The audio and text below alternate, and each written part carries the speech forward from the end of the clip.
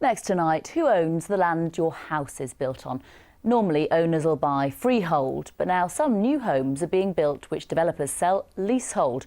The problems can start when that lease is sold on, with the new owners able to change the details and the costs. It is a growing issue. In 2015, almost 9,000 leaseholds were created, and over the last 10 years, around 45,000 leasehold houses have been sold. Well, now there are calls for the law to change. Mostly Bakshi's been to see a family in Dunstable who have bought a leasehold home. When is your home not your home? It's a riddle the answer to which Louise O'Riordan knows only too well. She's one of a growing number of people who've bought a leasehold house from a developer. She thought she'd be paying an affordable amount of ground rent to the freehold owner. But since buying the house, it's now emerged that freehold could be sold on, with ground rent potentially rising. I feel really tricked, and I feel stupid that I didn't spot it. I feel stupid that I believed what a salesperson was telling me and that I didn't investigate it further. But I did trust that what they were telling me was correct, because obviously this is the biggest purchase you ever make. The practice of reselling a freehold is perfectly legal. So how does it work? As the leaseholder, Louise owns the property for the length of the lease, in her case 499 years. The freeholder owns the ground outright. Louise says she was led to believe the freehold would never be sold on because it was owned by a local college. In fact, it's owned by Linden Homes, and Louise isn't the only one who claims they've been misled. That's what my understanding is. You just pay £200 for 499 years per year, and you don't have to worry anything else beyond that. And I was told that you just have to pay to the college. Louise has now taken her concerns to the local MP. It seems to me that the developers are simply trying to make extra money by selling the house and then also collecting in ground rent and selling the leasehold back to the people they've already sold the house to. I think that's an unfair and wrong practice.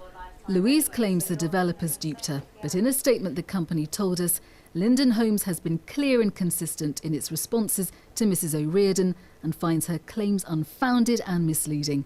The company goes on to say it will offer the leasehold owners of the houses the opportunity to purchase their freeholds. But that sum could run into the tens of thousands. My main concern, and certainly that of our members, is that the people buying these properties are unaware of what it means to them, and that they find this information out far too late in the transaction to be able to make a decision. So the bargaining power and that sort of competitive edge just isn't there. He was almost twice as tall as a normal man. It was supposed to be a dream home, a first home for Louise and her family. That dream is rapidly turning into a nightmare. Mosmi Bakshi, BBC Look East, Dunstable. Well, there is a group that campaigns for leaseholders in the same situation as Louise. The Leasehold Knowledge Partnership sits on parliamentary panels on the issue. Sebastian O'Kelly joined me to explain why developers do it. To make more money. If you sell a house leasehold rather than freehold, you are creating an investment asset class at the expense of the person who bought it in perpetuity. It pays a ground rent. Sometimes the ground rent rises with retail price inflation. Sometimes it doubles every 10 years. That has a significant impact on the value of the property, but it's an excellent investment if you happen to own the freehold. So what do you mean by asset classes? I mean the freehold. What is ground rent actually for? A lot of these people are paying £295 a year for ground rent. What service do they receive for that? Nothing at all. Nobody can explain what ground rent is for. It is nothing except for an artificial construct which produces a significant revenue for the murky investors who bought up the freehold.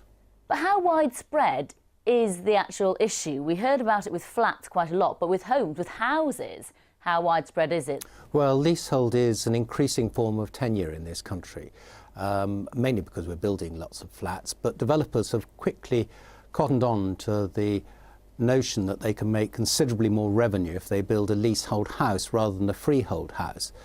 And this is very much to the detriment of their customers. So over the last 5 years, 45,000 leasehold houses have been registered on the land registry.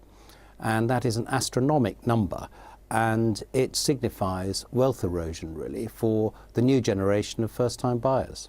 So what would you like to see happen, then? Well, I'd like to stop building leasehold tenure full stop, including for flats. We could go on to common hold system, which prevails in the rest of the world, including Scotland and Ireland, and North America and Australasia. So other jurisdictions which had a significant influence from English law. There's really no reason to perpetuate leasehold tenure. Common forms of common hold exist everywhere else. But for people looking to buy now then, what's your advice to them? What should they be watching out for? Right, my advice is this. If you are offered a leasehold house, you tell the developer straight off that you're very interested in buying it, but you want to buy the freehold now. The developer will say, oh no, but you can buy the freehold in 2 years' time. You cut through that nonsense and say, you can sell the freehold perfectly easily to me now and you should do so. And if they don't, walk.